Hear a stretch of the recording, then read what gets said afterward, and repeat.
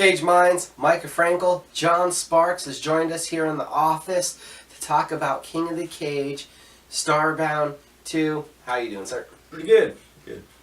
So, I think you've fought King of the Cage, Starbound 1, and that was the last time you were in action, right? I believe so, yeah. It's been about a year and a half since the fight, so. What do you remember from that fight? Derek Perez, you know that was always a hard fight. Yeah, that was Derek's a tough dude, man. That was a tough fight. We went in there and just banged it out for like 3 minutes until I got the win. But yeah, that was one hell of a scrap. So. A year and a half, what's been up? Traveling, man. I've been traveling. I know it's been kind of got a niche for going to Asia, so I've been doing that quite a bit. Just been traveling around.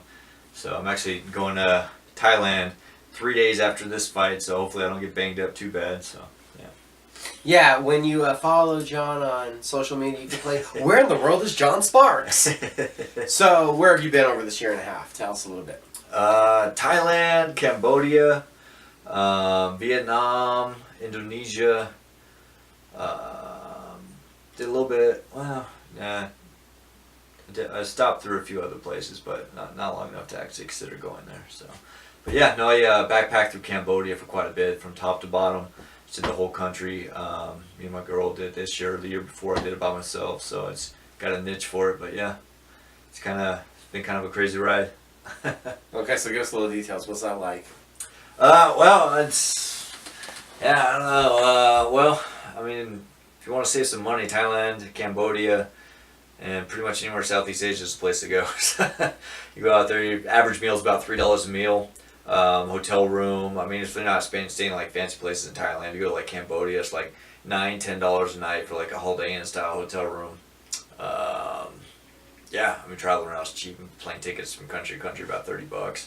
So yeah, it's just a whole nother different culture out there, and just going, seeing everything, getting in the mix with everybody. You can't just go out there and just like stay in one spot for like 2 days and then move on. I mean, you can, but you're not really going to get the experience that you should. You gotta like get in with the community, meet people, and just spend your day to day out there, and just I don't know. I guess kind of just see how the flow goes. Go with the flow. Stay in hostels. Meet other people, see where they're going, what they're going to be doing for the day. Going to like let's go to a waterfall. It's like a 2-day trek to get there. We got to take a bus, and we got to take a boat. We got to do this, we got to do that. So rent mopeds to get up there. So yeah, it's just fun stuff like that. So What's it like then becoming a member of another community, staying there and getting that ingrained and getting to know so many people? it's pretty cool. Like I was on this little island in Cambodia called Korong. And actually been out there a couple times before, and actually I ended up working for a pub crawl out there. And Richie Rich Pub Crawl, by the way, if you end up in Cambodia for some random reason, go to Koh Rong Island, go to Richie Rich Pub Crawl. It's the largest pub crawl in Cambodia. So I ended up selling tickets on the beach for that, and made a lot of friends doing that, and actually ended up running the pub crawl a few nights. And if you're not familiar with what a pub crawl is, it's where you go from bar to bar. It's a moving party. So you bring everybody together for a party, and then you move them from bar to bar, and you have different events that go on during it. So. Wow, and now, what else? Come on, I know you got some more stories. Give us some more things. What else has happened out there? Okay, I got one about a couple years back. All right, this one's kind of crazy. Indonesia. So we're in these little islands called the Gili Islands. There's 3 islands. It's right off the coast of Bali. So go out there, and we're in Gili T. There's Gili T, Gili Mino, and Gili Air, and it's like a trifecta islands right next to each other. And we're on Gili T, and me and my buddy, I'm not going to mention any names, but his name rhymes with duck. We just get done scuba diving for the first time, and so we all go out, partying, drinking, everything, and then I end up going back to my beach bungalow in the middle of the night, and he ends up staying at the bar, at this huge bar, pretty much the entire island. It's a tiny island. You could run around the island in 30 minutes if you started sprinting. But everybody, every single night, ends up at one certain bar every single time. And he stays, I leave, and all of a sudden, my bungalow door, my beach bungalow, somebody starts banging on at 3 o'clock in the morning. My girlfriend wakes up freaking out, finally, so I run outside, and it's my buddy. His name's Chuck. Who cares? All right, I gave it up. So, he's covered in blood, He's like, dude, we gotta get the fuck off this island. Whatever, it's a video. All right, Screw it, cool. we're putting it on YouTube and Facebook. I don't care. We're like, more dude, worried about copyright infringement for music. So he's like, dude, we gotta get the fuck off this island. I'm like, dude, what did you do? He's like, I got in a bar fight. The guy, I thought he was trying to kill me, and I stabbed him. I was just like, oh my god, dude, what just happened? He's screaming at the top of his lungs, like he's got all this adrenaline going through him. I'm like, all right, I'm trying not to freak my girlfriend out, so I bring him back down further to the beach. I'm tell him what happened. He's like, all right. So I'm staying in this bar, and it's just packed full of everybody, and you can't really hear anything. And there's this Russian girl, and I'm talking to the Russian girl, and we're talking really close because you can't really hear anything because all the music and all the people. And we're talking for about a good 20 minutes, and nothing crazy, not touching each other, nothing like that, just talking. But we have to like kind of put our mouths into each other's ears for each other to actually hear what we're saying. And then all of a sudden, some little Indonesian guy comes up and just cold clocks me, just hits me, knocks me over, and I fall into a pile of beer bottles. So back in Indonesia, they it's kind of crazy on the island. They don't really have trash cans. They just kind of throw everything inside of a pile in the corner of the bar. So it's just throw all the empty beer bottles and everything in a pile in the corner of the bar. So he gets hit and he falls into the pile of beer bottles, and he's just like a bunch of them break, and this guy's screaming, "That's my wife! That's my wife!" and starts coming at him. And people are trying to pull him off. The guy comes at him. So first thing he does is grab a beer bottle and smash it over the guy's head. And so the guy, right after he smashes it over the guy's head, the guy grabs him, and he doesn't know what to do. So he just takes the shredded beer bottle and just starts stabbing the dude. All right, this is a little local guy on an island inside of Indonesia. So, and they break it up. They pull the guy off, and then they pull Chuck off, and he's cut all in his wrists. He's bleeding everywhere, and the other guy's bleeding all over the place. And they pull Chuck to there's not really any police on the island, just like little security guards. So it's a third world country. So so they take him into this medical place to get stitches on his wrist because his wrist is bleeding from the cuts. And the other guys, they have to actually emergency transfer him over to another island called Lombok. It's the main island where they actually have an emergency room. So he was stabbed several times. I mean, nothing like life threatening, but like. He was in pretty bad shape, so they end up stitching Chuck up and everything, and then they just have these two, like, I guess they're security guards. That's the way that third world countries work like that, is they don't it's not like they got a holding cell. They can't really arrest you, so they're trying to figure out what the story is. Nobody really knows what happened. Nobody actually saw what happened. They just saw the aftermath, and so they let him go back to his beach bungalow, but they follow him back to it, which is right next to mine. And they tell him not to leave the island. That they're going to get the police over from Lombok, from the main island, and they're going to talk to him, and in the morning, and they're going to get everything situated. And so the very first thing he does is we get the hell off this island. So he comes and runs to my bungalow door, and that's the start of where I interact with him and get back in there. So I'm like, all right, yeah, we definitely got to get you off this island. That was a local. We don't know what's about to happen. And so this is like 3 o'clock in the morning, and then we wait for the sun to come up because the guy who's running the bungalows is a British dude that owns the bungalows that we're staying at, and his name's Terry. And I'd say what we got to do is first thing in the morning we got to talk to Terry and let him know what happened and see what we can do.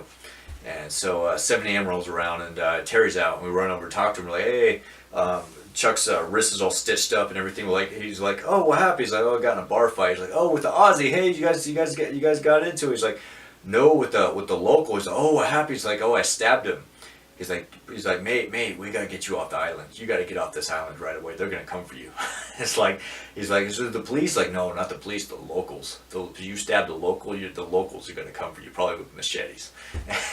So we're like, holy shit! All right, we gotta get him off the island. So so first thing he does is Terry calls a donkey and. A trolley for us, or a chassis, whatever you want to call it, because we got to get to the front part of the island. There's no motorized vehicles in this island. The fastest way around is a donkey and on a cart. Third world country, remind it. So he calls that for us. He says, all right, he books our boat tickets for us. He's like, mate, get off the island now. I don't want any trouble over here in my bungalows. So we're just like, all right. So the boat leaves at 10 a.m. So we get on there, and then again, my friend is covered in tattoos. He's a tattoo artist. He got tattoos everywhere, tattoos all up and down his face. Nobody's tattooed like that out there. He's a white guy. So I don't know what to do, so I give him my rain jacket, right? And because we're gonna be mixed up with a bunch of people in just the main part of the island, the only part where boats come and pick people up. And I get my rain jacket put on, put the hood over his head. It's 90 degrees out there, ain't a damn cloud in the sky. This guy's wearing a rain jacket with a hood over his head. So I didn't know what else to do, so because he stands out. So, and we have to hide him.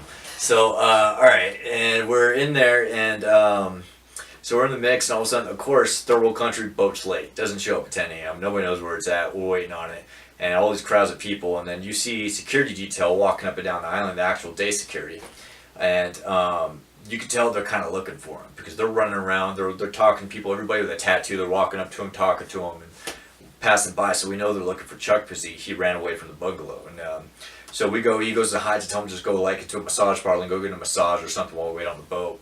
And so come up with this plan that we're gonna we'll put our bags down in the middle of the sand where the boat's going up. So the boat just pulls right up onto the shore. There's no dock or anything.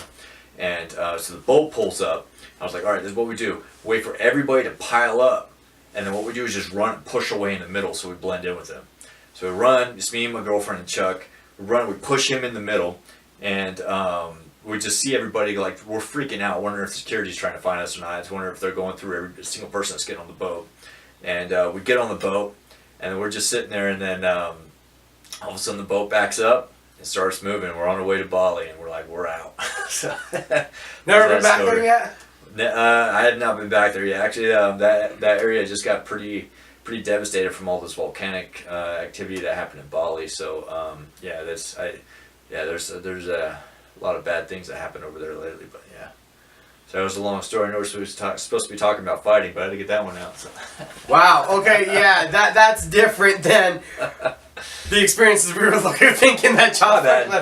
No, that's fine. That's fine. That was quite a story, dude. Done any training overseas? Yes. I actually I went to actually on that same trip that we're on the island. Went over to Manila and trained a little bit over there and tried out for 1FC. They had open tryouts to go out there, and actually it was kind of funny because Rich Franklin was one of the people there for the tryouts, and it was in Manila, Philippines. So I went out there and did that. That was pretty cool, and got a lot of people interested in me for that, and got a few emails back. Never really went anywhere, but that was a ton of fun. And going to Thailand this time. I actually plan on doing a little bit of training and. Maybe have a little Muay Thai fight camp while I'm out there. Maybe a fight in Thailand. I don't know. We'll have to see. Has that been something on the bucket list? Yeah, I guess so. I mean, it is what it is. I guess you can go out to Thailand and train and fight the same weekend you get there. I mean, there's fights every single weekend. So yeah.